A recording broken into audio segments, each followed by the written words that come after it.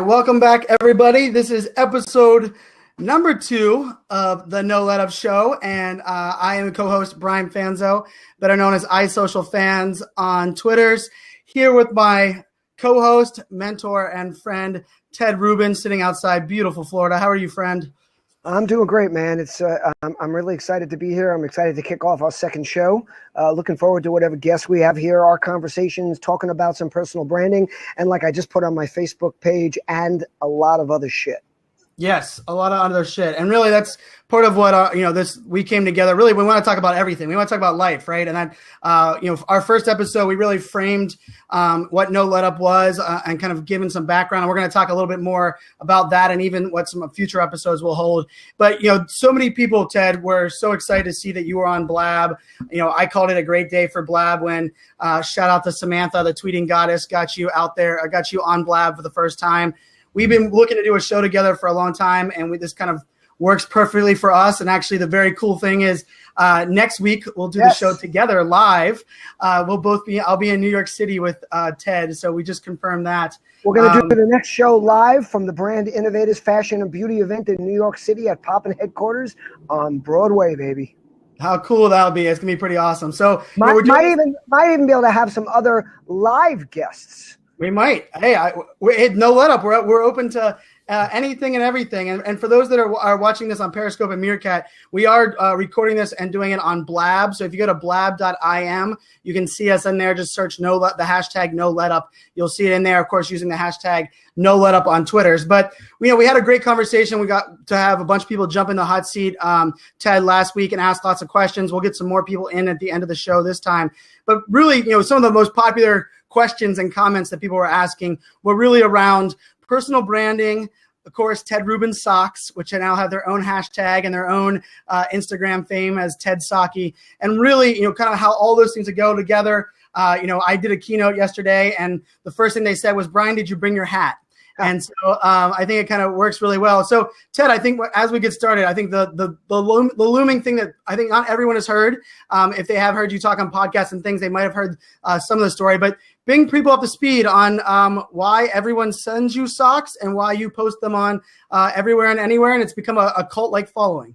Well, it should be told, it was what I talked to people about. It was just very authentic and real. It's I love funky socks. I've been wearing them for years. My buddy John Andrews, my ex-business partner for Collective Bias, was on the same page. We'd wear them everywhere, and I started speaking at a lot of blogger conferences. And a bunch of the bloggers took notice of my socks and started taking pictures of them. A woman named Sandy Jenny, who goes by the Twitter handle of Organizer Sandy, came up to me after I spoke and said, "Look, I took these pictures. I'd love to take another one now. Do you mind if I share them?" I said, "Sure." Next thing you know, everybody is talking about my socks. I mean, I guess this is just what happens at blogger conferences. And the next morning, the first tweets out to me was, "Ted, what socks are you wearing today?" And this continued on for a few days of the conference. And then, okay, it was fun. I shared my socks. I figured it was over. I went home. And the next day, the questions just continued. And it built a momentum of itself. I mean, CEOs of companies, CMOs, people were asking me all the time, "What are Ted's socks? What is he doing?" So I started integrating them into what I do, into my travels, into the companies I go to see, into my personal life with my kids, and anything else I was doing. And it's just become, I've adopted it as part of my personal brand. I post them all the time. I started out, Joel Kahn said to me, "Hey, you should start posting Sakis because, selfie Sakis." I said, "Great idea." But next thing I know, everybody's using the hashtag Saki. So I was with Sue Zimmerman one day, and she said, "I made up this board for you."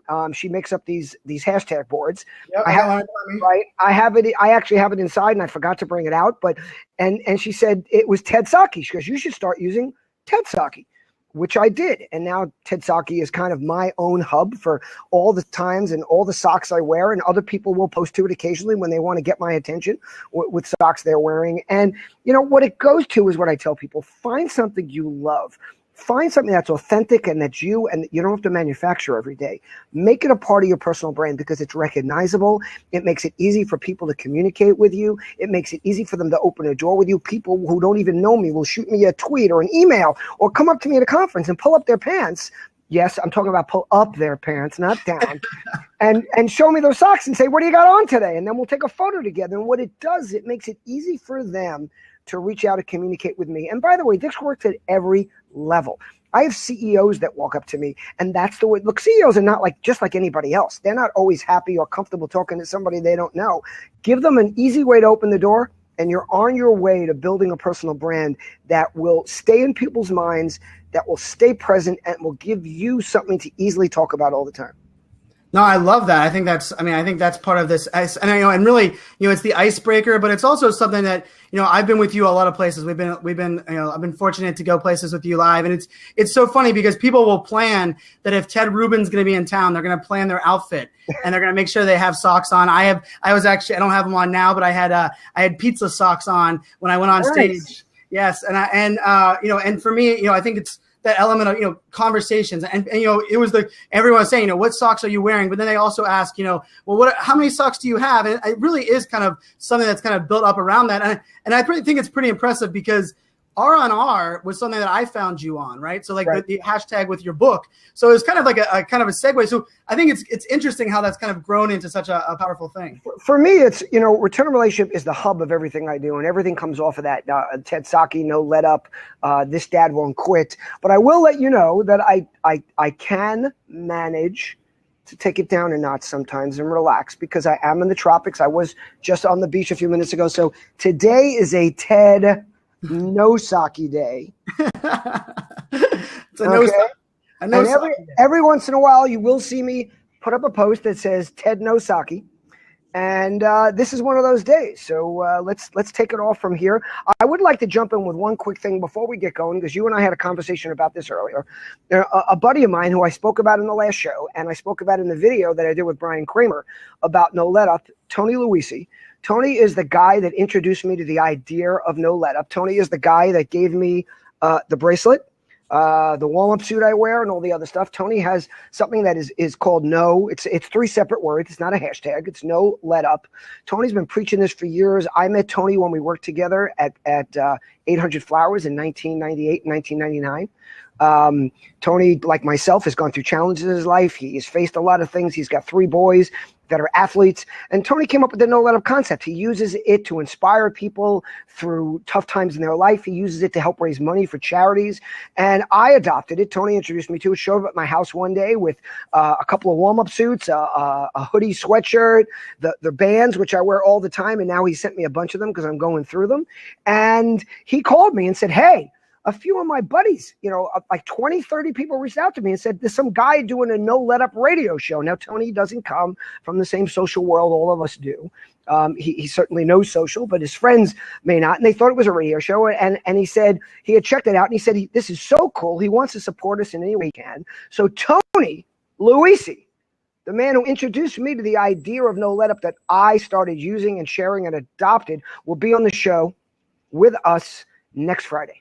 Yes, and I'll drop that link here at the end of the show so you guys can subscribe to that. So I'm excited. We'll get another dose of the No Let Up. For me, the hat thing for me was kind of interesting. And actually, Ted, I don't even know if you know that you technically were the inspiration for the hat because of a conversation we had, and it was before South by Southwest. And I was talking about, it was my first time presenting there. And you were like, Brian, it's going to be fun, but, don't get overwhelmed. There's so much going on. It's hard to stand out in that crazy crowd. I'm glad you're going with our friends, Brian Kramer and Joel Comm. And I remember coming home and being like, man, it's going to be really hard for me to stand out. And I'm pretty good at standing out. I'm loud and I'm always I'm not shy. But I woke up you hear that, everybody? Brian Fanzo is not shy.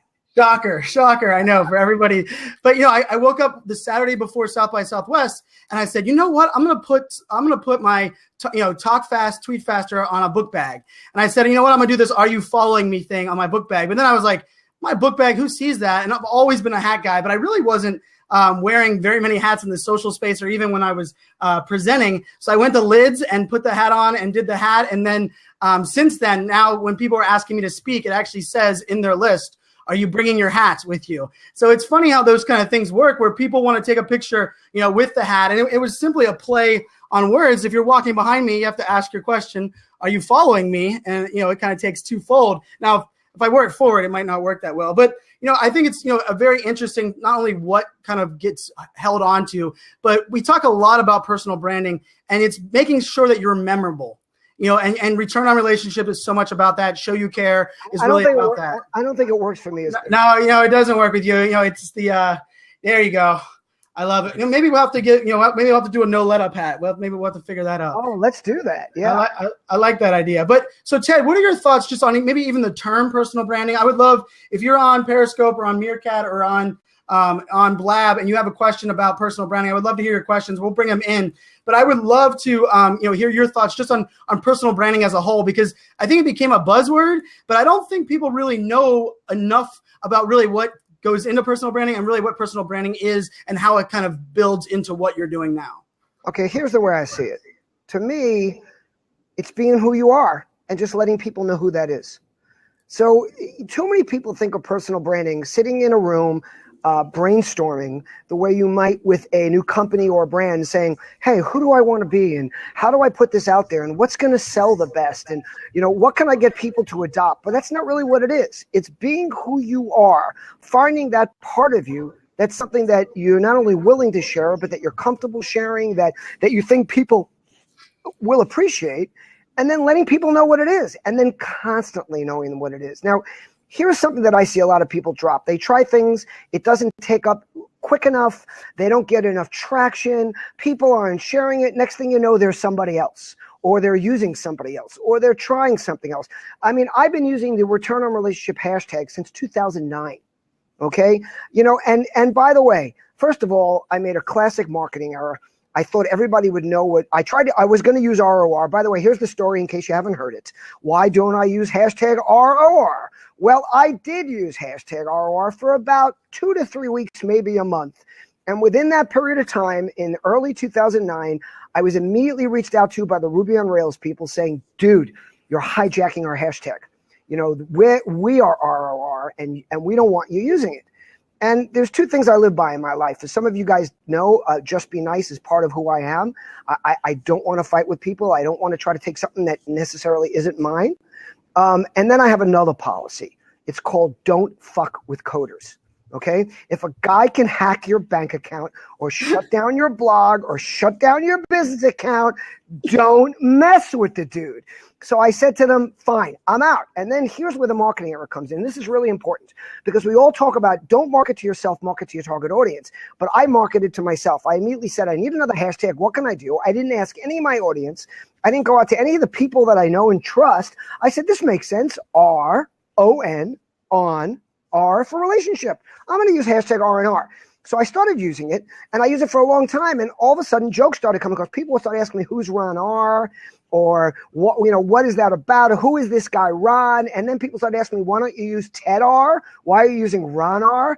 And so obviously I realized that maybe I made a mistake here. At this point, I did reach out to my audience before jumping and making a change. And the 99% of the feedback I got was stick with it. It's gotten traction. People know what it is.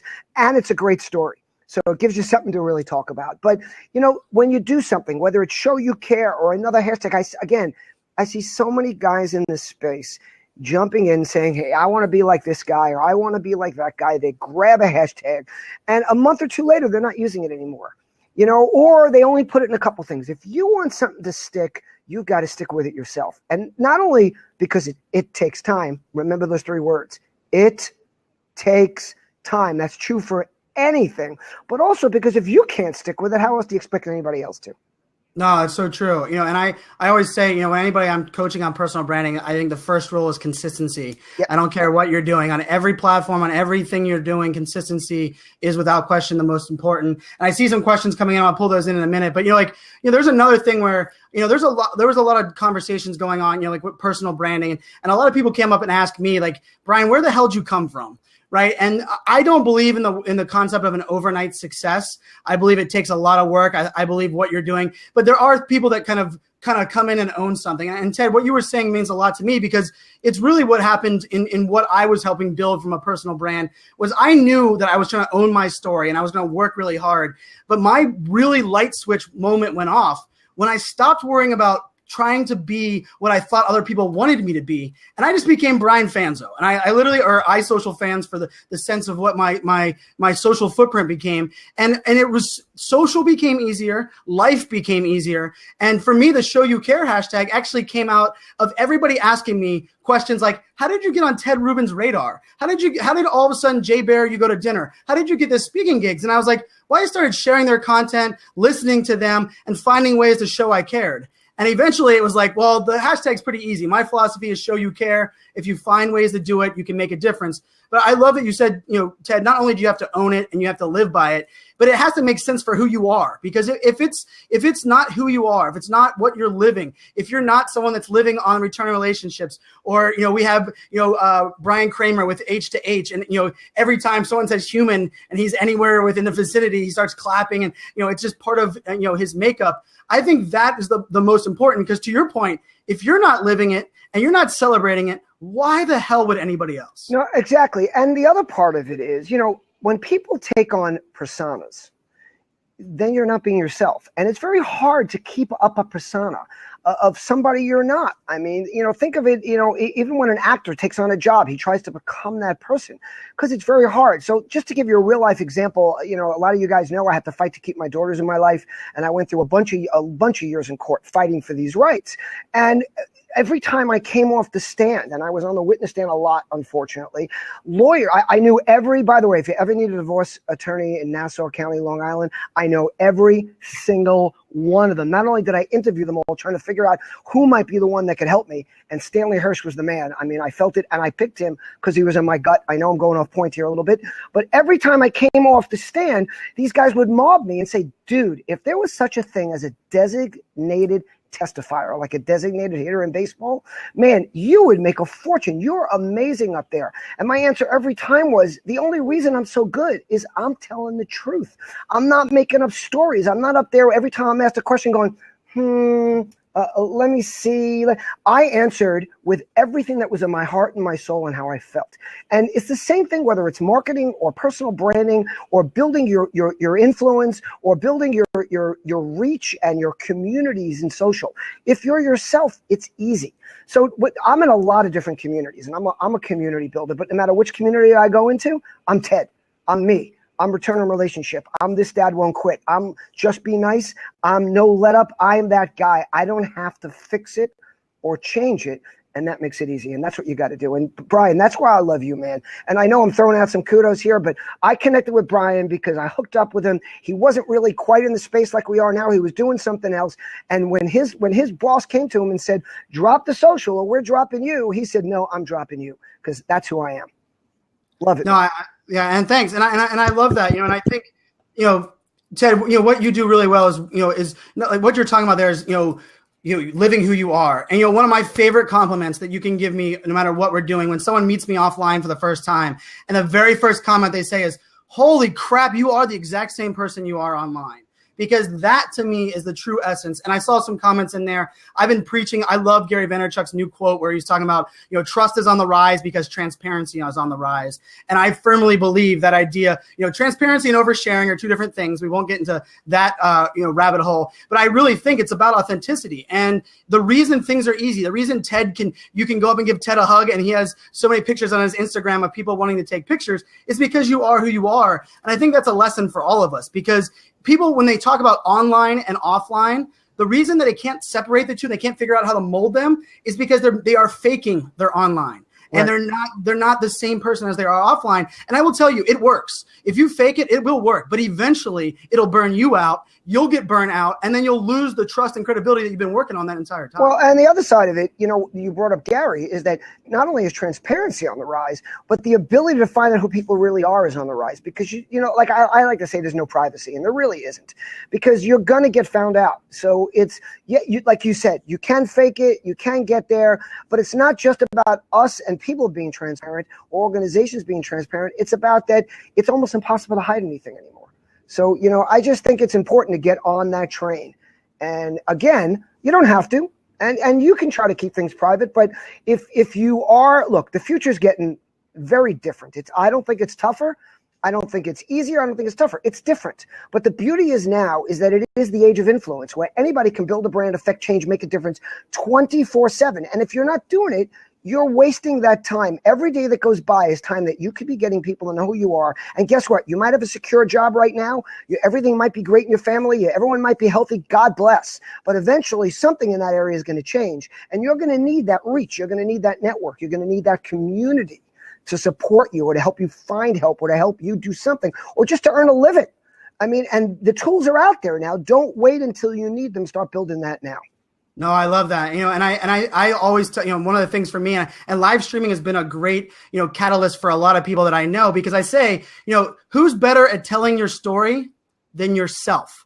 And you can be your own PR agent, your own salesperson, your own marketer. And it's actually on you. If people don't know your story, if they don't know who you are, they don't know what you represent, the only person you can blame, not your mentor, not your business that you work at, not because you didn't get sent to training, it's you. Because I believe that's the most exciting thing about this digital age that we live in for me, is you don't have to be connected with someone that's, a TV producer to be on TV, or you don't have to be working for a giant IBM to have a website and a digital presence. You can really own it. And it really starts with being who you are. And I want to bring in one of the questions that Endlessly wrote here on Blab. She had said, for personal branding, do you like people to go under their names or under a different handle? So Ted, I'm curious your thoughts. Of course, you are Ted Rubin on social. You also run about 9 other Twitter accounts that are generally associated. So I'm curious what your thoughts are there.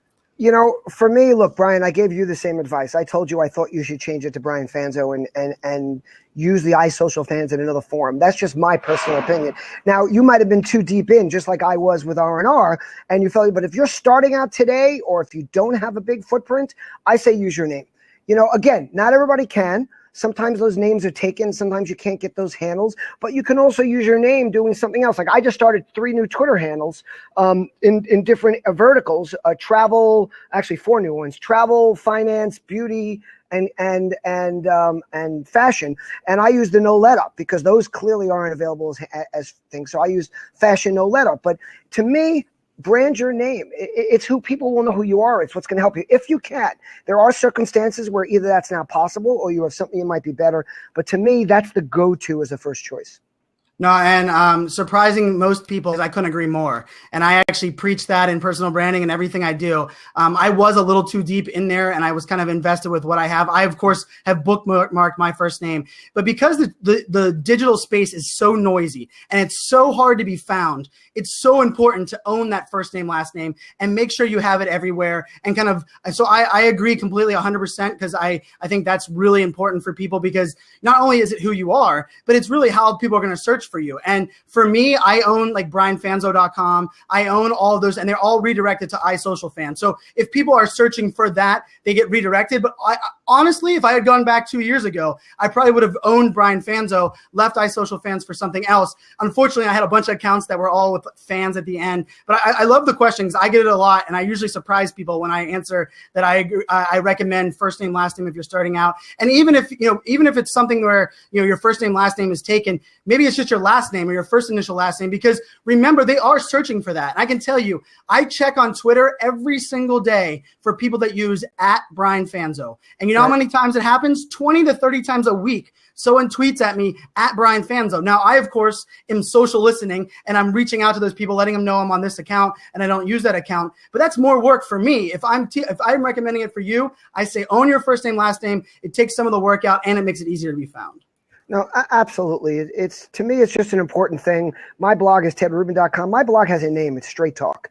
When I first started using it, straighttalk.com was available, but I just used that as a title, and I wanted my name on it. So yeah, I think that's good advice. And also, if not, I mean, I love what Brian does. Search your name. I do it all the time. I find a lot of comments where people don't even tag me. They're putting out stuff that just says Ted Rubin, even on Twitter without @Ted Rubin. And I always look for it because I love replying to those people, because most often they don't expect a reply. They don't expect you to find that. That's another way to make yourself remarkable, to make yourself stand out, by doing something that's unexpected in a good way, by recognizing something, by sharing something for somebody that you might not know. I have a new newsletter. I have a newsletter that goes out on Sunday nights, which is from tedrubin.com. And I just started a new one for Return a Relationship. where every week I feature somebody else's work. So it's not about my stuff; it's about somebody else. So I feature Brian Fanzo. I featured Kelly Loubet. I've featured some other people, and every week will be somebody new in that. So listen, if you know any good bloggers out there, anybody producing some great content that you think needs to be recognized, let me know. I'd love to share their content. No, I love it. I love it. And there was a question. Emily Questions actually asked, if someone has your first name, last name and hasn't tweeted since 2012, how can you get control of that handle? And I've actually gone through this with 4 or 5 people. It's a pain, but the rule of thumb for Twitter before you can even submit the form, and if you submit the form, then you have to, they'll kind of get back to you. But you have to submit a form. They kind of favored a tweet. They could have retweeted a tweet or tweeted themselves in the last 6 months. If they have not, you can submit the form. So if you search through Twitter, and I think it says it's Twitter, it's rediscover username or something username in the Twitter search function. There is a form to fill out, but I've heard good and bad things about it. I've been successful with the 4 that I tried, but I can tell you I was also backed by a brand. One was a CEO of my company. So I stayed on top of that. I reached out to Twitter contacts and I was like, hey, I'm getting this one back. The person hasn't used it since 2010. I see you shaking your head, Ted. Have you had not heard luck on that? It's very difficult. I mean, I got a Twitter handle back for a friend. That was actually owned by the original owner of his business. It just hadn't been used. But even that was an incredible. I had to reach out to every contact I had at Twitter to finally make it happen. And the forms, you fill them out, you don't hear back. So all I can say is absolutely try, but don't count on success. That's all. Get started somewhere else. And the beauty is now is that you can change your, back in the day, if you wanted to have a new handle on your Twitter, you had to start a whole new account and try to migrate people over to it. So you don't have to do that. So just do what you're doing, pursue the handle that you might want. And if you eventually get it, you just change the name on yours. No, I love it. And I just changed the topic and I forgot the no let up. But for everybody that's watching right now, I love the questions that are coming in. I love the discussion. And I'm glad people are asking, kind of questions about, personal branding as a whole. And I just did it again. You believe that? I'm pretty good at multitasking, but apparently this time it didn't work. But I would love, Ted, when we're talking about personal branding and really thought leadership, there's a lot of people that, I think, misunderstand what thought leadership is. And the fact that you actually have to do something and there is no easy button, just like there is no shortcut in relationships. And I can tell you, Ted, when I first discovered you, I remember very early on being like, I want to be like Ted Rubin. And then later on, the closer I got like Ted Rubin, I realized that guy works his ass off. And not only is it no let up, but he's busy and he's connecting people and he's a people person and he's responding to people on social. He's traveling around the world and it's not an easy job. But I think there's oftentimes people come from the outside in, and I was even guilty with you of saying, wow, that's what I want to be. And it's not saying it's easy, but it's like, wow, I think I could do that. And it's more than a hashtag. It's more than writing a book. So could you kind of talk to that? Because I think there's a lot of our listeners that are probably at that point where they're like, man, I really want to get there. But I mean, you've been a CMO. Your background and history is so broad, and what has allowed you to build what you have today. Certainly, was there no easy button? There sure as hell wasn't a shortcut. It's no let up, baby. I mean, I'm not saying I'm proud of this, but I wake up stressed every morning. And I wake up stressed, not the kind of stress you have over really serious problems, but the stress of like there's so much incoming. And I just feel very committed to keeping up with that incoming, to pushing out my content all the time, to answering the questions that come in on 20 different platforms, on saying, oh my shit, I didn't snap enough today. I've got to get to that. And oh my God, I haven't done a Periscope in like 2 weeks, but oh, maybe I'm committed to Blab right now. And I'm doing this with Brian, but even with this, people are asking me to be on Blabs every day. And I give thought to that. Do I really want to be on a Blab every day? Do I want to take the time to do that, which has its limited outreach and community building, to what I can be doing on other platforms where I can be reaching and touching a lot of people in a lot more places in the same amount of time? And not only that, do I want to dilute my brand? Do I want to be on everybody's Blab show? And then who cares about showing up for Brian and Ted? I saw Ted, 20 times last week. So, there's a lot of this work, this thought, there's strategy. And the beauty of this world is you can do it all and change it tomorrow. I mean, we don't have to make plans 20 weeks out, 6 months out. We don't have to make photo sessions where we're going to get someone to take a photo and it's going to take weeks to get it back and put it up there. keep trying things, keep doing things. But yes, it's a lot of work. If you really want to get that, you've got to be out there. And then you also have to think, who am I? Like, don't think I'm no different than you guys. I look at Gary Vaynerchuk. I look at Jay Baer. I look at Brian Kramer. I say, oh, maybe I should be doing what they're doing. And oh my God, Brian set up this whole site around his book. And Gary started an agency and Jay's doing this. And I'm like, and then I have to take a deep breath and say, I'm not Gary. I'm not Jay. I'm not Brian. I'm Ted. And I'm going to do what works for me and what makes me feel good. And what makes me feel good is doing what I call getting bought, not selling myself. So I'm out there building my brand, saying what I think. Straight Talk is my blog because I say it like it is. I don't back down when people, come up against me or try to bully me or grab a few people together. I had a situation like this recently with a dad blogger community, and I try to let them know that, first of all, I'm trying to help them. I'm giving them feedback that's worthwhile. Yes, I am making fun of them a little bit on the one hand, but I'm also using that to show them how other people are viewing them. But I will persist in saying what I believe regardless of what might happen on their end. Again, as long as I'm not doing something that's disrespectful or something that's really off the charts or something that is inappropriate, and I'm also the first one to say when I made a mistake. And if I did, and someone points it out to me, and by the way, I've called a few different people. I know I asked you, Brian, to watch the video I made and a few others when I talked about dad bloggers with Marketing Scope and Eric Vidal.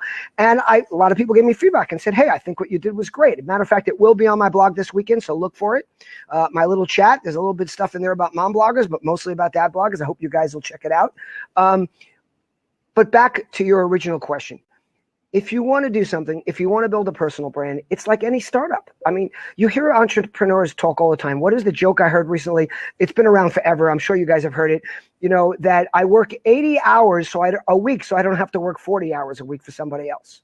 Yes. That's what entrepreneurship is. And, so very often people start a business and they're totally committed. I have to work 24/7.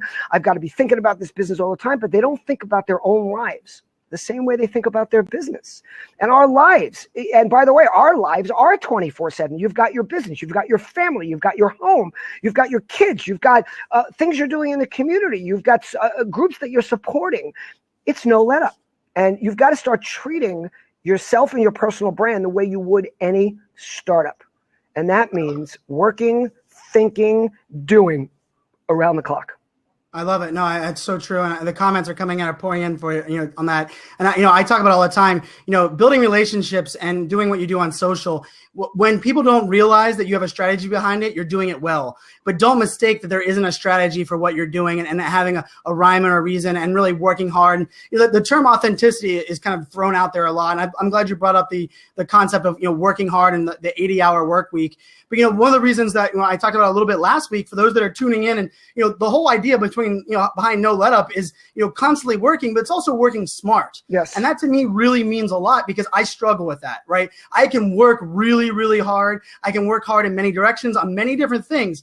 But is that getting me ultimately closer to my goal? Is it getting me to where I want to be? And ultimately, is it making me happy? And I still firmly believe is if you love what you're doing, you're not really working. But if you love what you're doing and you're working too hard and not working smart, I can tell you, not only will you get burnt out, but you'll get lost on the way. And my friend Rachel Miller, who I co-host the show on Mondays with Social Business Hour, she's been saying a lot of things about really kind of making sure people not only share and celebrate the wins, but also share and celebrate what all the hard work you do along the way. Because it's something that really, was important to me when she mentioned that, because I have a lot of people that come up to me and say, Brian, they want to do what I'm doing. There's these things. And I think maybe sometimes we forget to expose them to the hard work and the failures. And maybe, yes, I got these speaking gigs, but you realize I did, the last year and a half, every one of the speaking gigs I took was free. And I was paying for that out of my own pocket. And now it's finally paying off. And I think when someone looks at things from kind of a distance, it's hard to see that. But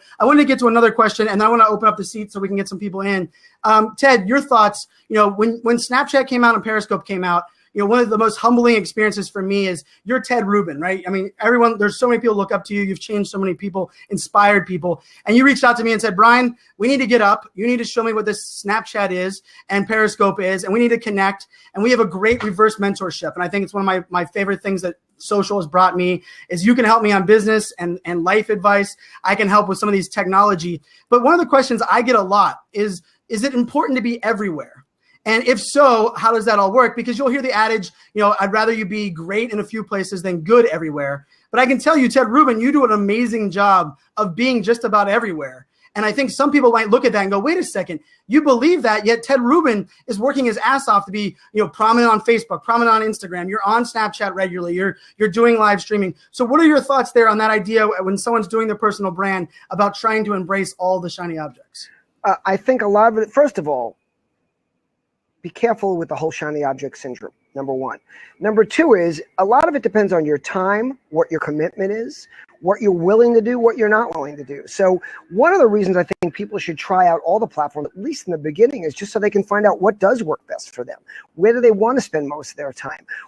What platform connects them with the community they're looking to be connected with. Let's not forget that just like you can't be everywhere, or you can try, but everybody you want to connect with isn't everywhere. One of the reasons I'm obsessed with being on a lot of different platforms is that I'm trying to connect with a lot of different groups. I'm trying to understand millennials or young, let's just call them younger people. I'm trying to understand changes that are happening. I'm trying to understand technology. I also want to just have a feel for these platforms. So I'm not fully committed every day to Snapchat. I'm in and out of there on a regular basis, but I want to understand it. Then I'm trying to see this is what I always do. I go to you, Brian, or somebody before you, someone like you, but now you're my guy. Okay. New platform, walk me through it. I do want to give a shout out here to Samantha Kelly, because not only did she get me on Blab, but she made a great video that's on YouTube that walks you through some of the basics of Blab. So if anybody wants that, just search it on YouTube. It's great. Or reach out to me, tedrubin@gmail.com. I'll send you the link, or to Tweeting Goddess on Twitter. I'm sure she'll send it to you. But what I do is I go to you, I say, Brian, explain to me how this works. Because for me, the technology just doesn't come naturally. And it would take me hours and hours to learn what you can walk me through in under an hour. Okay. And then I look for your insights. I want to know, how are you using this? I want to understand what you're doing with it. And then I figure out, how can I make this platform work best for me, for my brand, for what I do. So for instance, I like Snapchat because I'm trying to understand it. I love Snapchat because for me, it's pure social. It's engagement, it's communication, and it's sharing.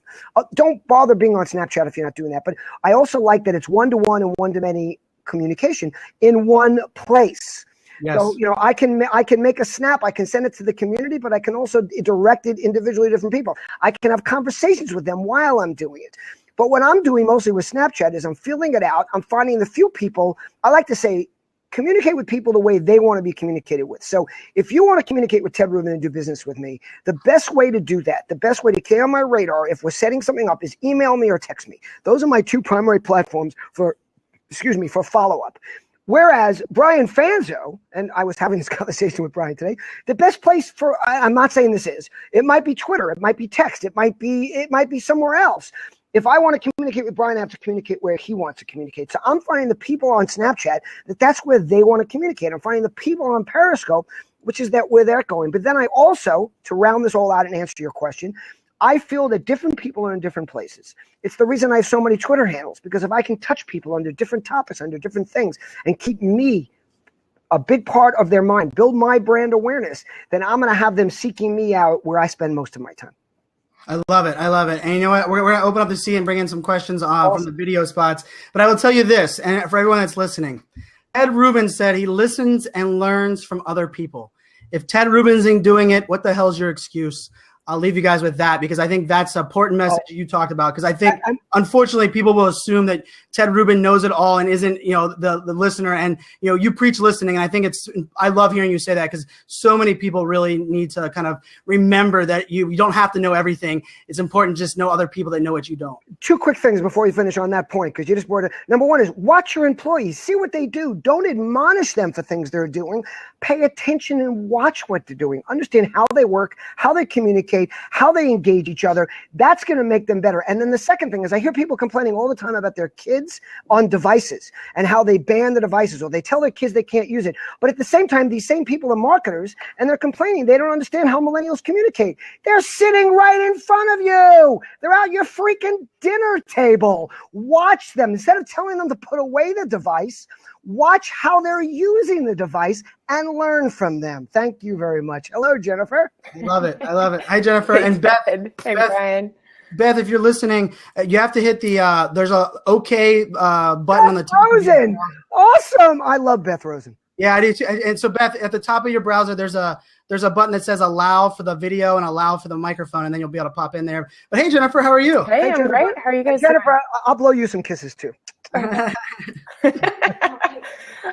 So as Brian mentioned in the comments, this is so on topic with what I've been thinking about today, because I mentor a group of students, freshman students at NC State University. Today we were talking about resumes, and I remember when I was a student at State many years ago, that was when I was first introduced to the idea of personal branding. So I mentioned this to them today, and when I said personal branding, like a glaze went over their eyes. They were like, wait, what does that even mean? So it surprised me that they hadn't heard of it, because these are all, millennial kids. And in my mind, it's like, let's stop talking about the resume and let's talk about your personal brand. What are you actually putting out there? Because all these kids, they're on Snapchat, they're on Instagram, they're on Facebook, Twitter, everything. And it's not so much just about a resume anymore. They actually have to look at the big picture. So Ted, Brian, I'd really be interested to know, based on your work, your research with millennials, how do you think we change the conversation with this up and coming class of kids going through college, who now their lives are already on social media, and they may not realize that all of that is reflecting more than what that paper resume reflected for the three of us? Well, I have a lot of opinions on this. So first of all, you have to remember they're kids. Mm-hmm. Okay. Forget that they're using all these platforms. Forget that they might use them better or more efficiently or more often than any of us do.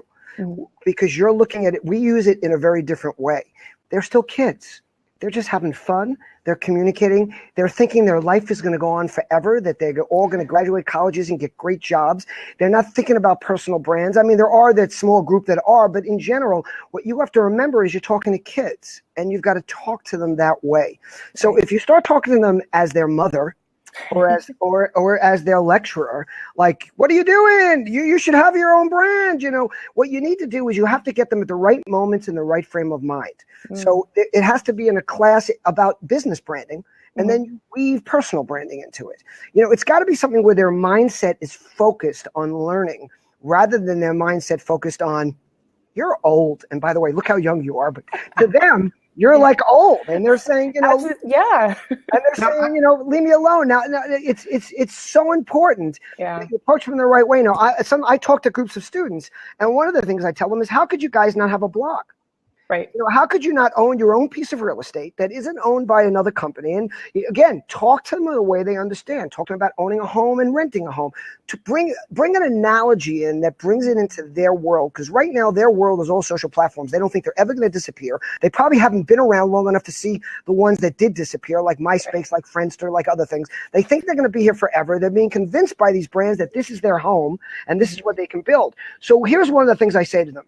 Especially the students that are paying for their own education, or that are feeling the pain of their parents paying for their education.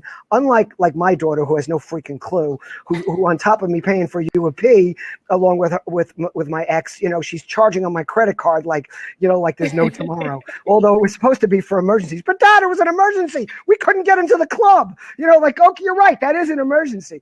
But but if you talk to these kids and think like, hey, you're spending, whether it's 20 grand, 40 grand, 60 grand a year for college, you're paying to produce content. You're writing papers. You're taking part in classes. Start taking that content and posting it into a blog. Take that work that's being graded. By the way, my blogs, nobody grades it for me before I post them. I have been thinking about sending them to Brian and getting him to go over them and correct them and edit them for me. But I don't know if he has the time. So I put them up there, and then they get their criticism. But all these kids are producing so much content that they're improving and they're working on. Start putting it out there. Give people something to find other than their social posts. Because look, they're going to get those pictures drinking beer and doing bongs and doing all the other shit. And I'm a personal believer that it really doesn't matter, because as every year goes by, those HR people are becoming younger and younger, and all of them did the same thing, had the same issues.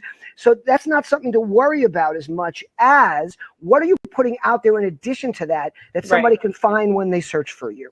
And you know what? And I kind of blame the school systems a little bit because no one tells you in school that you should have a blog, you should own your assets. That's not something. Exactly.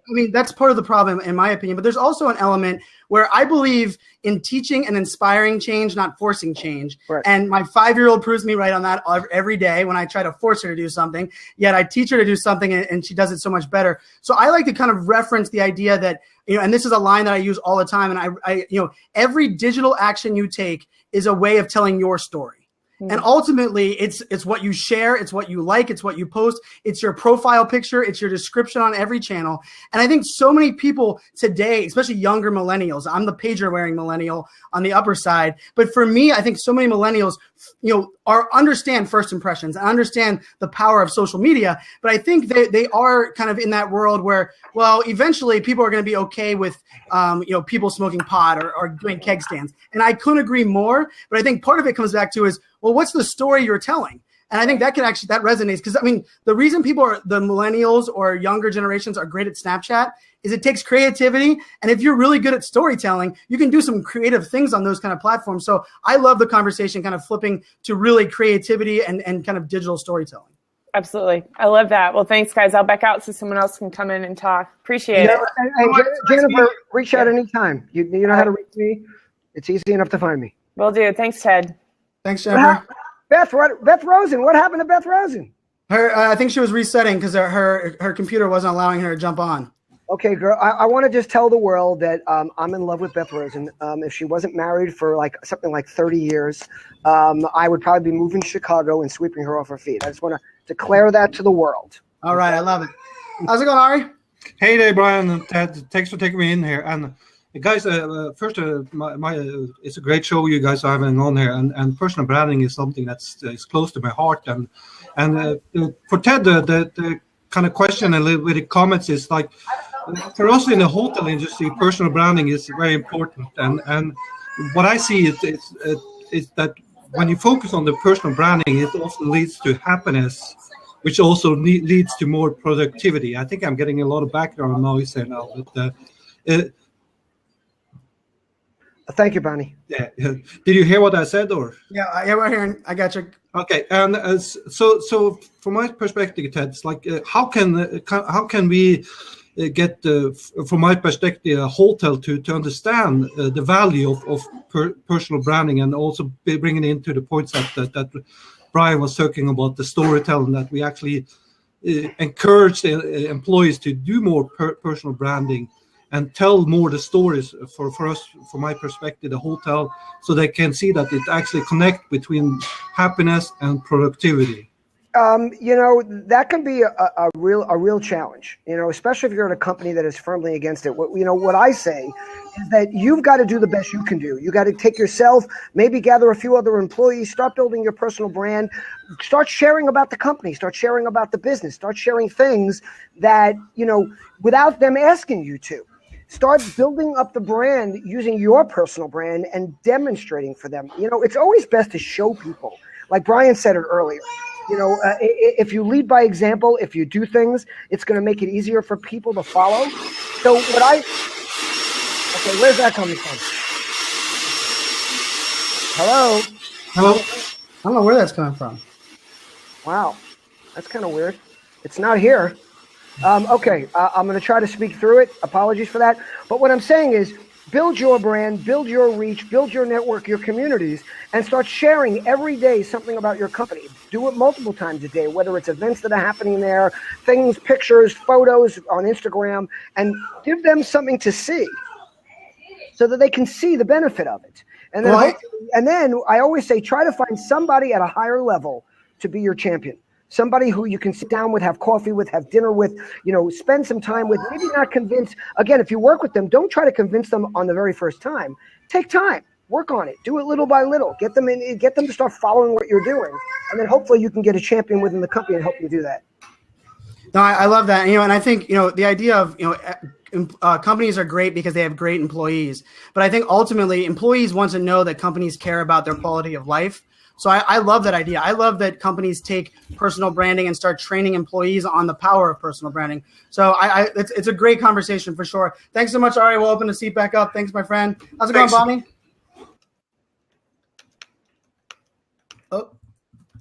Hello? Bonnie, I don't hear you.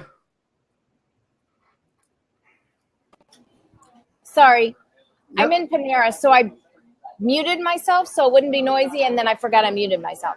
So, okay. Hi, Ted. I appreciate blabbing with you, and hello again, Brian. Hello.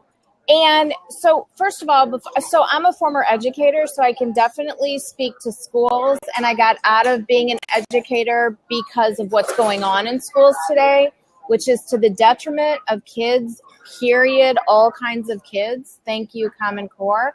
But Ted, I want to say, before I say anything, Ted, I want to say thank you for walking the walk, because the kinds of things that you talk about, you actually do. So I don't even know who it was in somebody's home, and you did like a Periscope or something. Periscope. No. I know Periscope. I'm on that several times a day, but it was like a Periscope. You did like Periscope, and then somebody was Skyping the interview. I don't know. It was in someone's home. Anyway, and you had talked about the fact that you just pick random people and tweet them and retweet their tweets. And I'm one of those people. And so, although I do not consider myself random, but I noticed it, I appreciated it, and it meant a lot for two reasons. First of all, you did it when I was a full-time blogger as opposed to a business owner, which I am now. And so that showed me that, here's somebody who is a noted person, right? Here's somebody who has notoriety, who a lot of people know, and he's retweeting something that I did. So, it meant a lot. It showed that I need to be retweeting other people's content. And it showed me that you are exactly who you say you are. And one of the things that I talk about all the time on Twitter, across 10 social media channels, on Periscope multiple times a day, on Daily, at least on Blab at least one time a day, is authenticity and being exactly who you are and making sure that you have a consistent message across social media channels. And I have two teenage boys. So one of the things that I tell them is every single thing they put out there is forever. And they're smart kids, they're straight A kids, but they still think that Snapchat disappears. And I'm like, oh, no. It doesn't just disappear just because you may no longer see it or just because your followers may no longer see it. I'm like, no. And I start showing them lists of people who have had college scholarships yanked, people who have lost jobs, people who have been yanked from the interview process, all because of something stupid and short-sighted that they did on social media that the athletic division found out about, NCAA found out about, AAU found out about, their high school found out about, or their future no longer employers found out about. And people need to see that not just what they do digitally shows who they are, it's what they do every day, and how they do it shows who they are. How they play on the basketball court. My kids are basketball players. How they play on the court. Are they a team player or are they an ISO player? Every single thing they do matters. It's hugely important. To put it in simple terms, a brand is what a business or a person does. A reputation is what people remember and share. So keep in mind with whatever you're doing, your reputation. And then also, just a little bit for you, keep in mind that they're kids and this stuff's going to happen. And you've got to recognize that, yes, it's great that you're putting in their heads that they're mindful of it and they think about it. But let's also take a breath. There's a lot of content out there. And yes, let's just not be too stupid, but also you can still have some fun. Well, and I think that also kind of comes down to like the beauty of authenticity is it you are who you are. And I think we are going to change this idea where people, last time I checked, nobody is freaking perfect. No brand, no manager, no business, nobody is perfect. And I think sometimes we look at things and we people screw up one time and we cast a shadow and we don't let them. And then, we have to remember, would we have done the same thing? Like if Snapchat existed when I was in college, thank God it did not. I don't even want to know what would have existed in places. But because of that, I kind of look at a different view. But I agree that the school systems are a little tough. But I also hope that we change the mindsets of our leaders. Remember that they don't want perfect. They want real. And if they want real, you're going to get some stuff that's bad and some stuff that's not perfect. Unfortunately, it takes a while. Real trumps perfect every time. But Bonnie, thank you very much. Thank you, Bonnie. Also giving us that reminder. The term I use when I'm talking to my daughter is I say I'm putting on my dad hat, and allow me to have it on for the moment. Hey, Anthony, how you doing, man? Great, Ted. How are you? Good. Hey, I'm great. Thanks for patiently waiting. No worries at all. Just real quick, 3 things I want to accomplish because I know Brian's got a boatload of things. Brian, you mean those pictures that you took back in? I got them. I'm kidding. I'm just kidding. Brian, my former DJ friend. Hope you're safe. Yes, sir. By the way, great blab. I wanted to have Jay Bear, but he jumped out. Ted, been a long time follower. Love your content. Love your tweets. Love all the things you stand for. So I'm not going to sit here and think about things to say. I just have 3 real quick questions. In a noisy world, I mean, it's the same thing I asked Gary Vaynerchuk when I met Gary a couple months ago. I sat and looked at him in the eye and goes, what's your biggest distraction, right? And how do you overcome it? Because with 300,000 followers on Twitter, with boatload of followers on Instagram, people grabbing you for blabs. Brian, kudos to you for getting Ted here on a blab, spending a lot of valuable time. You have to really think about what your time is worth. How do you get through all the distractions? What's your biggest distraction and how do you overcome it? Are my 2 questions. I have one more and then I'll back out. Okay, well, first I want to make something clear. It's me who got Fanzo here. So I just want to make sure we're clear on that. And by the way, he's freaking committed to doing it with me every week. So don't jinx me by saying for getting me. Okay. Okay. Some props, sir. I want to make sure we're clear there. My biggest distraction is this stuff unto itself. It's part. What I say to people is be careful about making part of your personal brand responsiveness if you're not prepared to be responsive.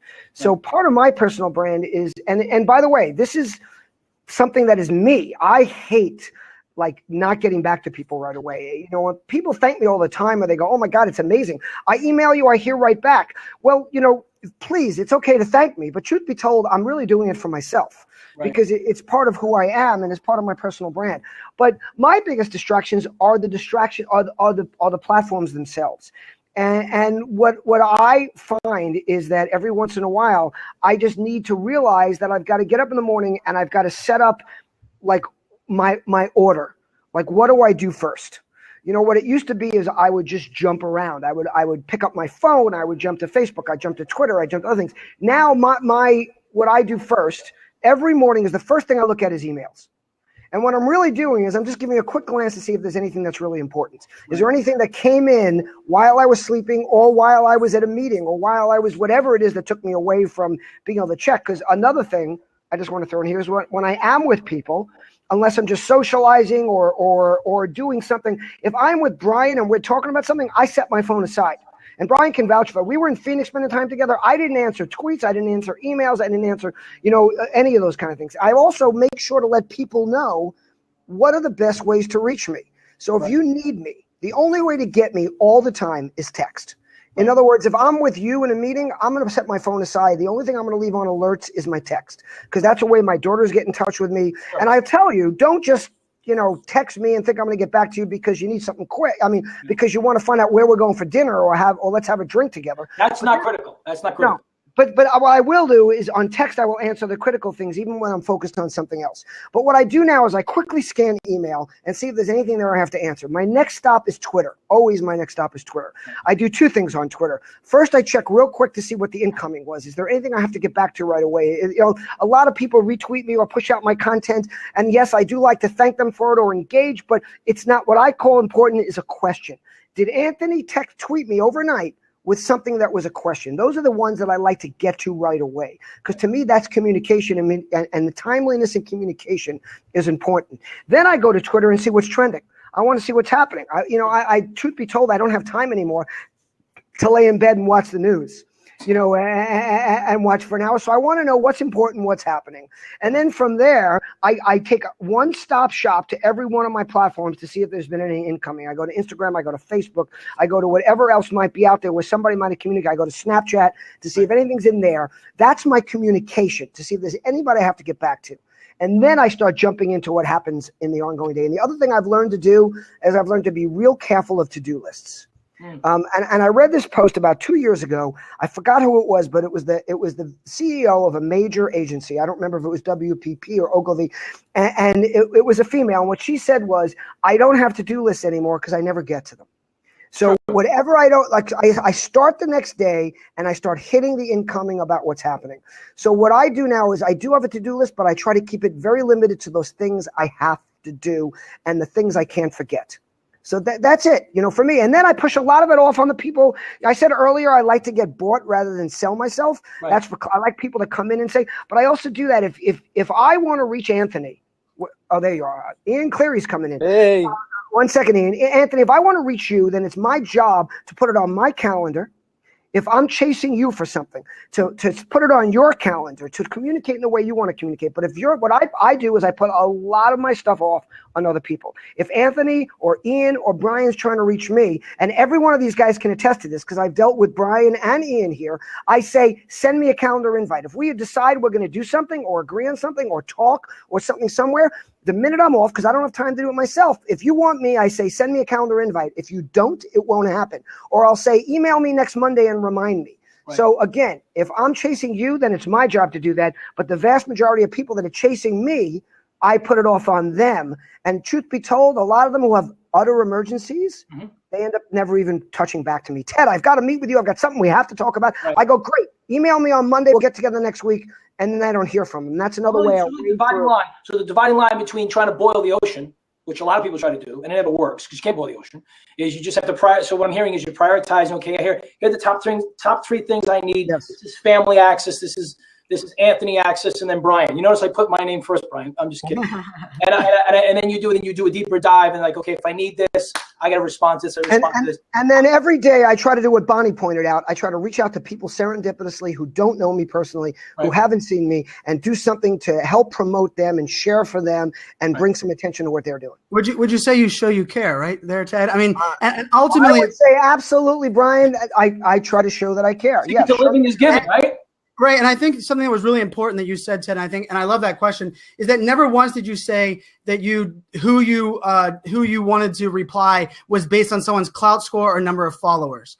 And I think that's kind of a misnomer, right? And someone would say, well, these big shots to me. And you said if someone asks you a question, someone's reaching out to engage you, you're replying. That means anyone who's listening to this, Ted's prioritizing by those that are making an effort, those that are trying to care and reaching out. So I think that's a lesson learned for everybody, because it's not how many followers you have, it's the ability for you to care and you to reach out and engage. The onus is on you. Brian, perfectly stated. That's exactly what I do. It's on people making the effort. And I mean, look, I even communicate with guys like Ian Cleary. What does he have, like 5 Twitter followers? I'm six now. Brian, I appreciate it. Ted, keep rocking, brother. Thank you so much. Thanks, my friend. Ian Cleary, how's it going, my friend? Not too bad. Good to see you guys online here. It's fantastic. A comment I was going to say was about email. When people sign up to my email list, I have a little note in it saying, please reply and I'll interact with you. What I find is a bit sad is that some people reply and go, I'm not sure if you're actually going to reply, because people have just got used to people not actually replying to emails and stuff. So then when I get a respond back, and I always respond, they'll always go, oh God, I can't believe you're actually replying after saying you're going to reply. I mean, I love that. Not all of us can put on phony Irish accents just to get attention. I know. I'm a New Yorker. It's really cool that you can do that. But I got to tell you that I was in London last week, or maybe it was the week before. I'm losing track here now. And I was meeting with somebody, and I mistakenly wrote, I'm meeting with Ian Cleary. Yeah. And I had to tell you, people like, oh my God, Ian's in London? Holy cow, he didn't tell us. And I'm like, oh, no, I'm sorry, that was a mistake. I'm sorry I wrote that. So I just want to let you know, people are like they were jumping out of their seats. Wow. But I just wish I could do that Irish accent thing, because man, it's working for you. It is, I'll have to, I live in New York and everything, I've never been to Ireland.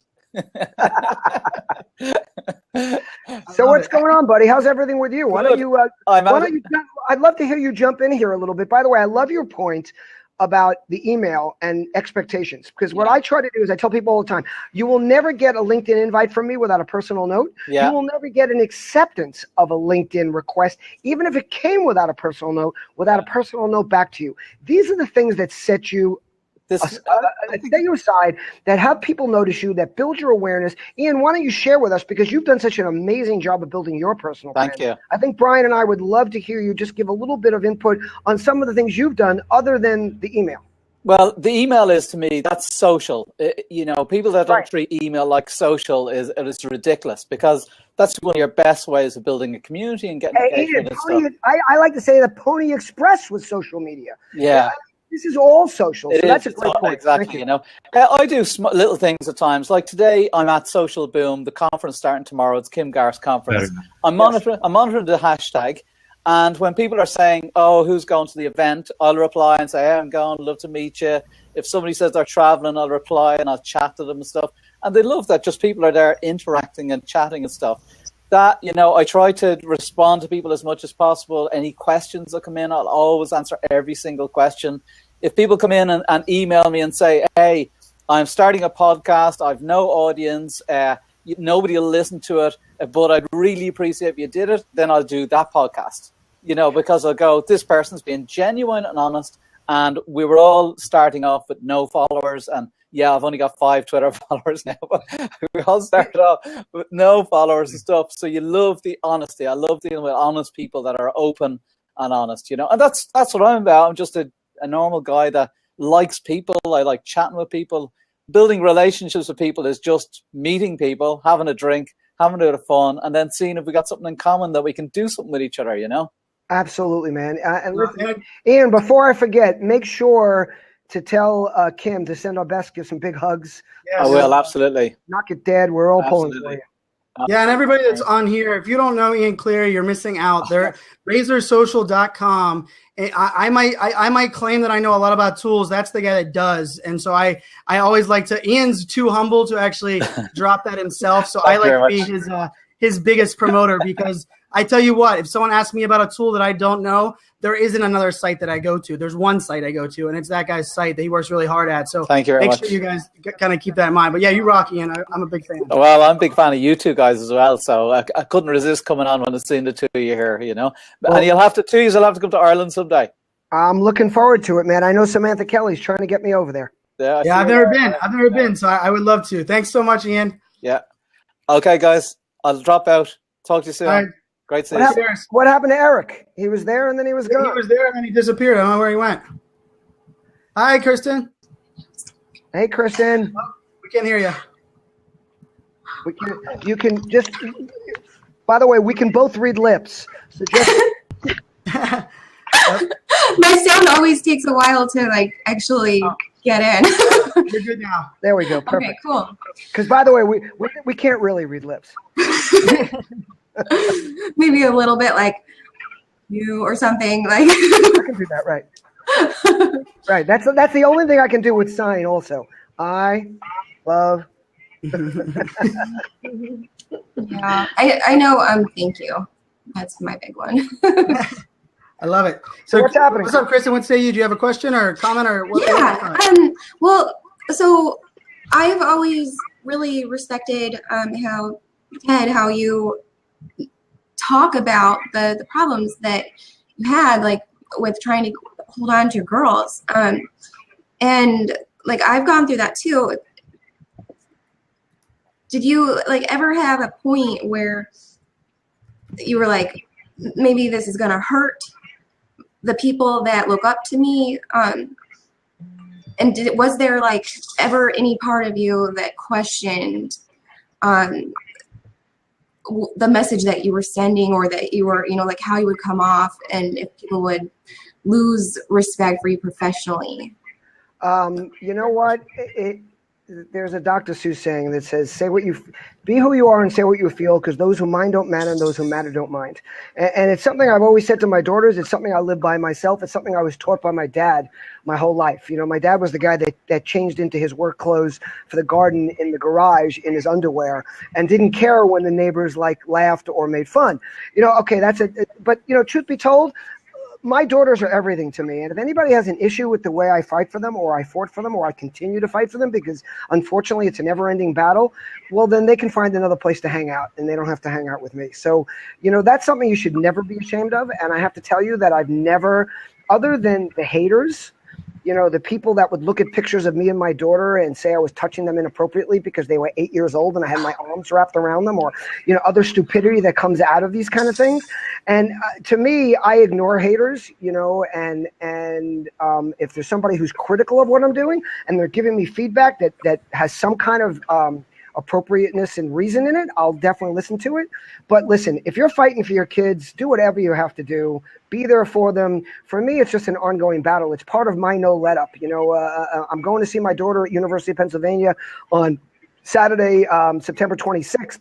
And that was a major thing just for her to say it was okay, because she worries that her mom will find out and that she'll get some grief on that end. And, you know, it just doesn't matter to me. It doesn't matter to me if people think there's a problem with that. It's, look, that's right here. If you're, you fight for your kids and you don't worry about what anybody else says, just make sure that you're doing what's right for them and not what's right for you.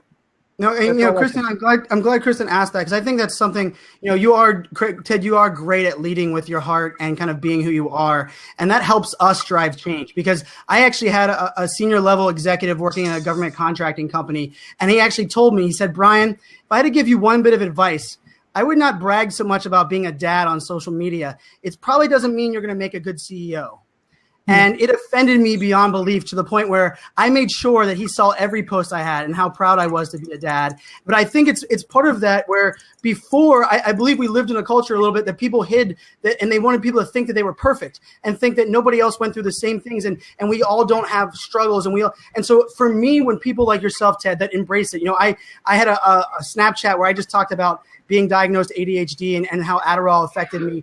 And the amount of people that it inspired, like I have people still messaging me 3 weeks later being, Brian, can we talk about this more publicly? I had no idea you did. But I think it's part of that idea that I love that you're not afraid to. I think more leaders need to not be afraid of who they are and not be afraid to say, hey, this is what matters to me the most. And if you don't like it, don't work with me. Because the scary part is, if you don't have the luxury, you will lose business sometimes with some of those things, but you're losing the business that you don't want anyhow, because those are people you don't want to work with at the beginning. So I love that question, Chris, because Ted is a leader in that space. Two more points I want to make is that I just want to reiterate what I said, that make sure you're doing it for your kids, not for yourself.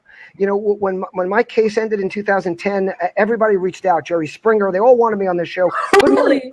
Oh, no, Good Morning America reached out. And I got a call from Tori Johnson, who works at Good Morning America, who's a friend of mine. She said, Ted, you know, this could turn into a show for you because they're looking for a dad advocate. And I said, but you're missing the point.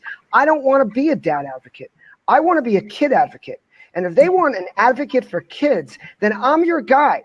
But I'm not. But they wanted controversy. They wanted me saying that dads aren't being treated properly, that dads have to fight for certain things. For me, it's about the kids. And if, like I said, if they wanted a kid advocate, every kid deserves to be able to love both parents without fear of retribution from either side. And that's what I'm passionate about. So, and then the other side of it, back to the corporate thing, I get more outreach. I get more connections. I build stronger relationships with CEOs and CMOs of Fortune 500 companies because of the stuff I write about my kids than about the stuff I write about marketing. I get guys that walk up to me at conferences. I mean, I'm talking about top level guys who look at me and go, dude, that post about you and your daughter learning how to surf in Costa Rica, or, you know, you really hit me right here when you talked about fighting for your daughter. And, you know, these are guys that maybe can't talk about it or just love the fact that you are. So I think people embrace it much more than you think. And remember another thing, too many people in social media worry about when one or two people come on and complain. Brands worry about this. You know, if there's one or two people complaining, the odds, and remember how many followers you have or other people have, that means everybody else is not complaining. Don't take one or two complaints as a signal that you're doing something wrong. I love it. Really great point. Thank you so much. I'm going to go off so that someone else can come on. Thank you so much. Thanks, Kristen. That. Bye, Kristen. Hey, Victoria. And Kristen even said, I think Kristen has 6 kids. So I said, you know, that's it? I said I have 3, and that's crazy enough. 6 would make me go more than crazy. So kudos to her. That's damn impressive. I'll tell you a quick story about that. You know, because I'm with you, but I used to work with this guy in an office. He was an attorney, and he used to take a 3-hour bus ride to work every day and 3 hours home. And I said to him, like, what are you, nuts? Why the hell do you live so far outside of New York and work here in New York? He goes, Ted, I've got 7 kids at home. And there's not a minute of any day where one of them doesn't have a problem. The only peace I get in my life is on that bus. And yes, this was before social media. This was before everybody had cell phones. I don't think that game would work anymore. Victoria. How's it going, Victoria? Hello, I'm well, thank you. Nice to see you, Brian, as always, and nice to meet you face to face, Ted, as well. I just think you are awesome. Yeah, if I could carry around you guys in each pocket each day, I would be over the moon, because you are like the nicest people. I'm so glad you said awesome, because I was just in the UK, and of course the word brilliant is now part of my vocabulary. I use it about everything, but I was told that people in the UK don't like the term awesome. I love it. I love it. But I think that's because I'm on Blab a lot and that's awesome. That's awesome. That's so awesome. No, it was just to say sort of how inspiring you guys are, and not really to add a point or ask a question, but just to say how inspiring you guys are, and particularly Ian Cleary, who jumped in the room as well. I don't know whether he's still in here, but I messaged Ian a couple of weeks ago direct and said, Ian, would you have any time to have a Skype? And he was so gracious. Had a Skype with me, really helped me out, and you guys just rock, and I'm so grateful for everything you're doing, because you're just awesome, and you two are like a pair, a real double act. So I just wanted to say thank you so much. Because well, Victoria, thank you. Are you based in London or outside of London? No, I'm in Nottingham in the Midlands. And how far is that from London? Because I'm clueless. About an hour and a half on the train. Okay, well, I'm back in London the week of November 16th. Okay. So mark that down, reach out to me, and I'm emceeing and hosting a Brand Innovators Conference. Maybe we can get you on the guest list and you can come over. I would love that. You are an absolute gentleman. Thank you very, very much. Awesome. Thank you. Thank you, Victoria. Take care. Oh my God, it's Paul Bradley Smith. Hi, Paul. Holy shit. Hey, how you doing? This is my first real blog. I always thought that you were just like a picture on social. I didn't even think you. I know. Actually, when he so put nice. on, I go, he's such a good guy that I figured he was just like fake or something. Yes, Paul, you are awesome. That's what Blab does. It brings out the reality. No, I wanted to thank you guys so much from the bottom of my heart for all your help in personally branding, helping me with my brand. I'm connected. I just still to this day, I have to pinch myself from, who I've met. Ted, every time you post things, it just speaks to me. And I just have to let you know that from the bottom of my heart, I appreciate. And Brian, you too, man. Well, I'm going to tell you that I appreciate you, because there's nothing like hearing that. I mean, I don't care if you only hear it from one person one time. It's what makes it all worthwhile, because, I push a lot out there. I try to share my experiences. I try to share the things that I'm thinking. And when you know that it actually resonates with people, that makes all the difference. So, Paul, I got to tell you, I've seen your face obviously a lot. You pop up my feed all the time. I appreciate it. But now we're connected, dude. Yeah, now we're connected. Yes. Yeah, that's great. I'll tell you, you guys mean a lot, and it's been great, especially helping me with my personal brand and redoing my old website that looked like, as Kari said, a 1970s pinball machine. You can always count on Kari to give it to you. No. It's no, that's very true. But in any event, I just wanted to jump in and say hey and thanks. And this is my first Blab actually getting on and speaking. I was on Ian's not too long ago. But anyway, thanks a lot. Thanks, Paul. Paul, you know what? We'll be seeing you soon. Paul, you do a great job. I mean, I think I talk a lot about the idea of sharing other people's content and engaging and adding your own insights and really giving without I'm from the school of the jab, right hook, and you do an amazing job of throwing lots of jabs, and you've never once asked me for anything, and I'm impressed by people that are willing to do that and really just be great. I'm so glad we can now look at each other eyeball. But if you ever need anything, don't hesitate to reach out. I would love, I owe you back plenty of, you can right hook me anytime, because the jabs are something that mean a lot to me, and you've done an amazing job of that. So I appreciate that. Oh, thanks. Thanks, man. Both of you all have done a lot for me. And I believe in sharing, when I first started in social media, a lot of it was like it's amazing at how much I've changed through the years, of posting things, hoping, all of that. And the more you get involved and the more you share others, content and stuff that means to you, that just comes back. It just goes back to the old, age. I have a 5-year-old, and it's like we're teaching him to share. He's an only child. And I'm like, the more you share, the more it's going to come back to you. And that's how I feel. And I've always had that. And when Brian brought up Shareology, it hit me square in the eyes. Like, wow, this is where I need to be. And then meeting all of you through social media, it's been fantastic. And Blab brings this to a reality. It does. It makes video social. So, Paul, thanks for stopping in. Thanks so much, Paul. We got to thank you guys. We got to jump over to Dawn because I've been enjoying myself watching Dawn's eye.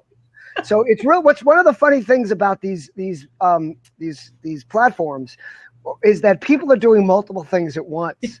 So if you watch their eyes, so I'm watching Dawn. I'm curious what's in the upper left that you kept looking at. Oh, so, I've got I got 4 monitors. Ah, okay. Because I noticed you looking up for a long time the upper left and then down to the lower right. And it's kind of fun to watch people do that. So, Dawn, how are you? I am fabulous. Yeah. I'm the queen of multitasking. So, yeah, my family jokes with me that I'm landing 747s in the side yard because I've got 4 different monitors. So I move things from one monitor to another. Oh, I love that. I multitask also, but I kind of stuck with my laptop, my iPhone, and my iPad. I haven't really set up the 4 monitor thing, but I like that idea. I might have to move to that. Yeah. Just don't tell your chiropractor, my chiropractor, because I sometimes I get a kink in my neck because I usually have the same thing on this screen, and then I go back and forth, and he's like, "Why is your neck sore right there?" I'm like, "Because I'm constantly going like this." Don't have to worry about that. I gave up on chiropractors a long time ago. So. Did you? Yeah, I did. I felt it was like self-fulfilling prophecy. The more I went to them, the more I wanted to see them, and the more I had to see them. So I realized that so much of it is up here. I just kind of walked away from it. I only go if I have an issue. So about 5 times a year I go, and that's they'll be like, I don't deal with the ones where like you need to come every other day or whatever. But right. No, I just had to come on. I don't think I've been on a Blab with Ted, so I had to come on and say hi. Well, Dawn, I don't know if we have or not, so I wanted to. I know that I've been on with Brian a couple times, and I just had to tell somebody because I'm like ready to explode. I've been meeting with this couple who are trying to go to a trade show when they were talking about social media, and it was a referral, and I got them. And so today they thought they had hung up the phone and they were talking, and they hadn't, and I had it on speaker, and I was getting ready to hang up. And, you just love those conversations when you hear something that wasn't meant, and this gal says to me, she goes, I'm really surprised that 1, she's a woman, and that 2, she's as old as she is, and she's that much into social media. I'm like, wow. What the heck was that all about? Good for you. So she's calling me, a dumb woman, and that I'm old, Well, apparently you proved them wrong, though. So if they would have had their idea of what, I think that's probably a misconception across the board. So kudos. That's always good. Good for you for doing that. But it was funny, and yes, their rate just doubled. Yeah, no kidding. I don't blame you. But yeah, thanks so much, Tom. Thanks so much for jumping on. How are you, Kristen Cardos? Kristen, how are you? I just had to come on and tell a couple things. First of all, my Blab shirt, because I like your Blab shirt. Looking good. I have a flower on it. I'm trying to keep it unique. And then also, Ted, I am barefoot today as well because I prefer that. So we're bonding over the au naturel feet situation. And just big kudos to you, Ted. I love you. I think you're awesome, and I'll keep that to a minimum. But you're very good about being responsive and walking your talk. And well, thank you so much for always sharing, always being there. I think I see your face every day, so it's become kind of part of my life. Well, I tell you what, Ted, Kristen is the heart and soul between the communities that I work with, and I get to work with her and talk to her. Her and Rachel Miller and Vincenzo and I have a call every week together. And Kristen is the rock star. She is awesome across the board. And so I love knowing that you see her face everywhere because people are going to see her face more and more because she's doing awesome things. And that makes me happy knowing that alone. Insane. Thank you, Brian. Kristen, thank you so much. Eric, don't leave this time, dude. You kept I'm trying. I'm trying to stay. I really am. All right. Yeah, I think you're here now. So how's it going, Eric? Okay. Great, Brian. Thanks for this opportunity. Hello, Ted. And I've sent you a text. Yeah, I said I've never seen you before. I came in, And from the first word, I could see your confidence, and I could see how well you can reach across. And that was evident. You didn't have to say anything really, but the way you sound and the way you kind of hold yourself, and the way your passion is literally what comes across. And that's my question really, because I made a kind of on purpose. I didn't even look at your profile because I said, okay. And I also heard you say, well, first time people, I try and reach out to them and make them feel. I heard you say it, and I said, you know what? Then I will not even read what you've done. I will just take you as you are, without the history, but as you are, sitting in front of me right now. And I'll ask you the question, in terms of, for very, very long time, I've been teaching, because I teach inner development, and I've been saying that uniqueness and individuality of a human being is going to be more and more important with every day we're moving forward, as we're shifting from looking alike and being alike to being individuals and being unique. And that is something that I teach how to develop inside, and then from the inside out, you start wearing the clothing on who you've become. So my question to you is, I know some of us are a lot more, I guess, genetically inclined to be more out there and more confident, and again, environment or genetics and everything coming together, our history, everything we've done, that whatever we had to overcome shapes us. But my question to you is, how much of inner work are you actually doing to come in here today and be so confident no matter what? And that no matter what, how much is it inner work? How much is it genetics? How much is it environment? How much is it experience? How much is it? Okay. I'll let you answer if that makes sense to you. I got it. It's all up here, man. It's mindset. So I like to say it's attitude, perspective, which leads to mindset. And, it's all up to you what you decide you want to do. So, it's funny. And Brian Fanzo and I have had this conversation. People think that we're naturally outgoing because we're out here on these channels all the time. But Brian, truth be told, Brian and I are both naturally shy. Okay. My natural tendency is to not want to move into new situations, is to not walk into a room where I don't know anybody. Well, I mean, once I know you, I'm not shy. Once you're my friend or you're my parent. I mean, when I was a kid, everyone said I never shut up, but it was only the people I knew well. Whereas I get into a room with new people and they'd say, what are you talking about? He doesn't talk that much, because there I'd be quiet. So what I've done is I've made a personal decision.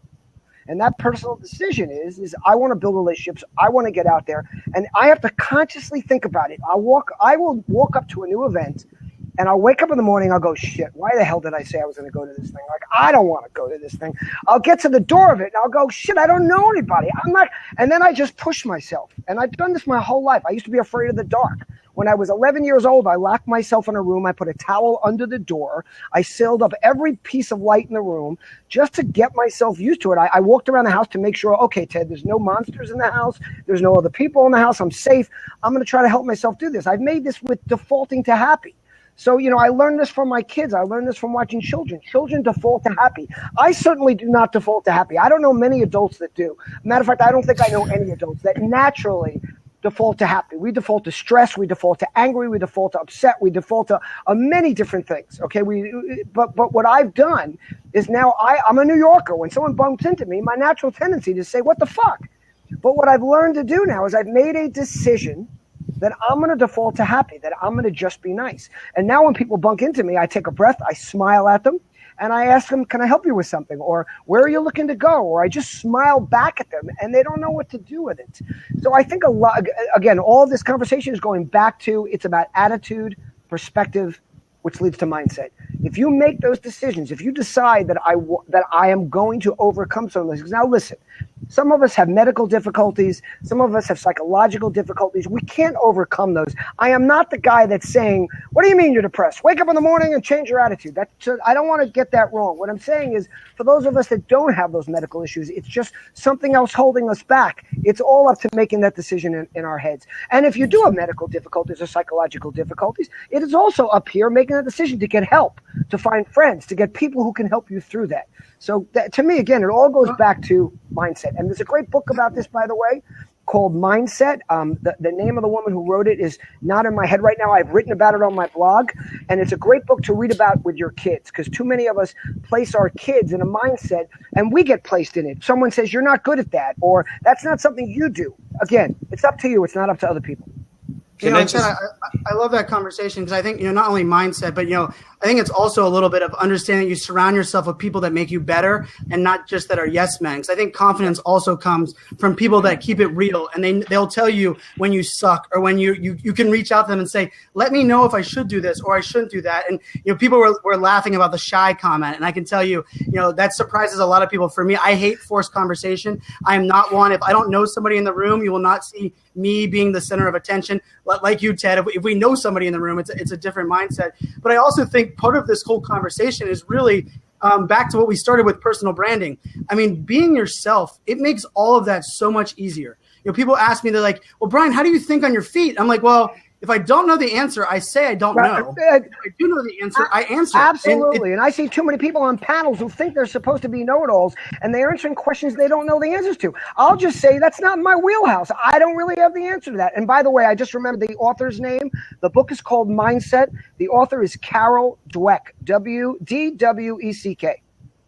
Yeah. And go ahead, Eric, and then we'll jump over. Just 2 words. To summarize everything you've said right now, Ted, could I say that you just choose your challenges instead of waiting until they push you, and therefore you're able to step up to the plate and find yourself there? Is that what it is? I think that's fair enough. Yes. Thank you. Thank you for your time. So much, Eric. Thank you, Eric. Hey, Wade. All right, Wade. What's going on, man? All kinds of good things. You're the last one in the hot seat, so we're gonna let you get the last question in from the hot seat. So bring it on.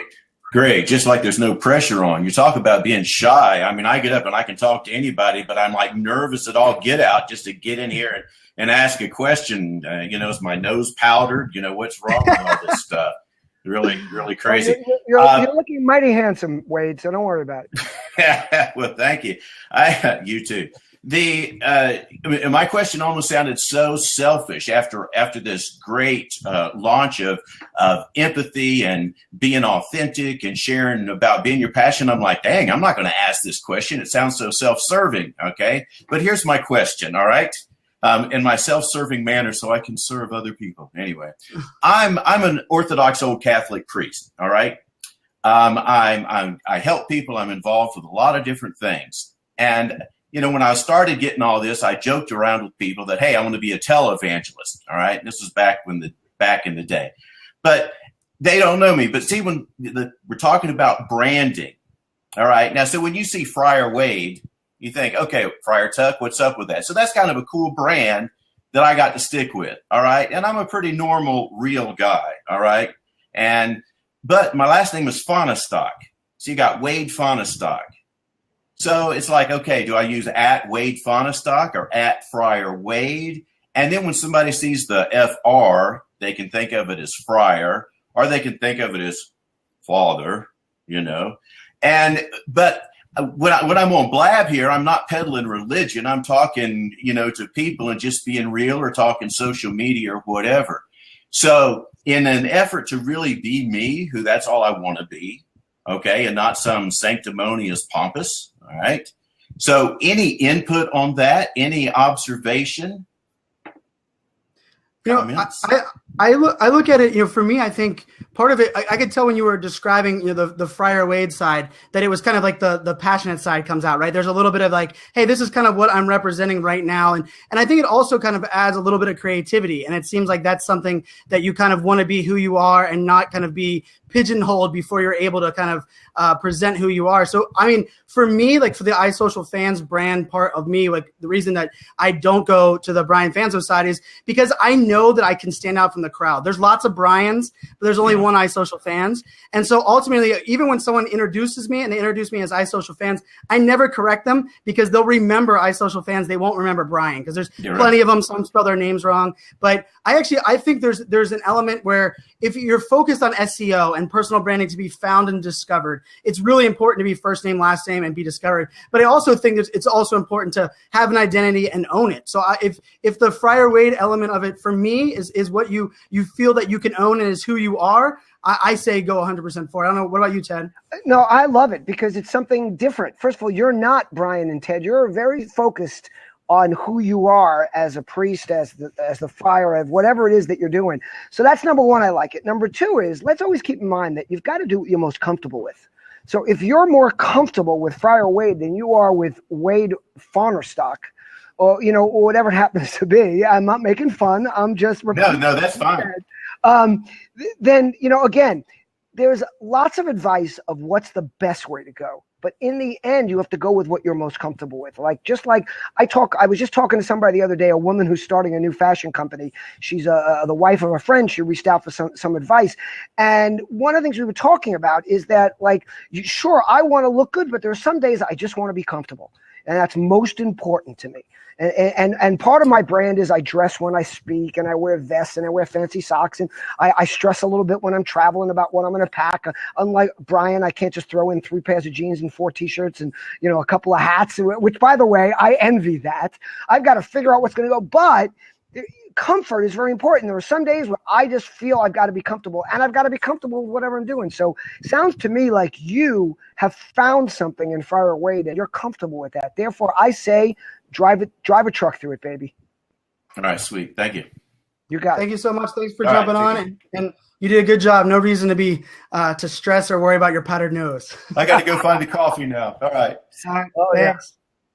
All right, Ted. I don't know about you, Brian, but it's approaching cocktail hour. It is. It is approaching on a Friday, and I love that we're doing this on Friday because I think, this is kind of, it's a great way to kick off the weekend. I love hearing, we're so thankful for all the amazing comments that are coming across, people saying that, they're inspired or motivated or excited to do things. But, I think for me, I want to kind of the personal branding thing, just kind of put a bow on it from my perspective. I think part of what you were saying to Friar Wade there at the end, be who you are, own it, and be comfortable with it. And I think ultimately people remember you because you make a difference and you're memorable because of the experience you create. And I think it doesn't really matter what your name is, as long as you're focused on making a difference and making that experience.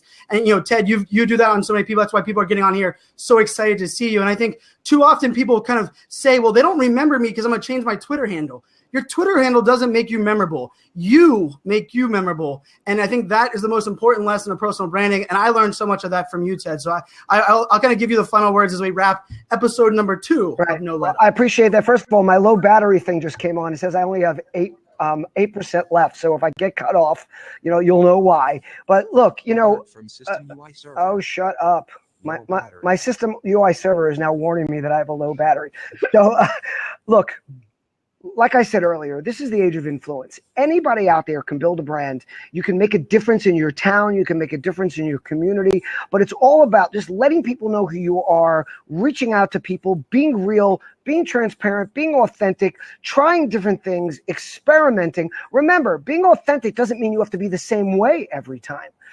Because being authentic is being who you are, but connecting with people and figuring out what's the best way to connect with them is a whole different thing. And that's what a lot of you have to keep in mind. And I like to, I talk about return on relationship, and I say relationships are like muscle tissue. The more you engage them, the stronger and more powerful they become. And it's the same thing, when I say look people in the eye digitally, what I'm trying to say is connect with people. And that means, just like when I'm talking to you, Brian, now, and I'm looking at you, and I know you're looking right at the screen, you're looking right at me. It also means finding out things about people, looking up what they're about, checking out their LinkedIn profile.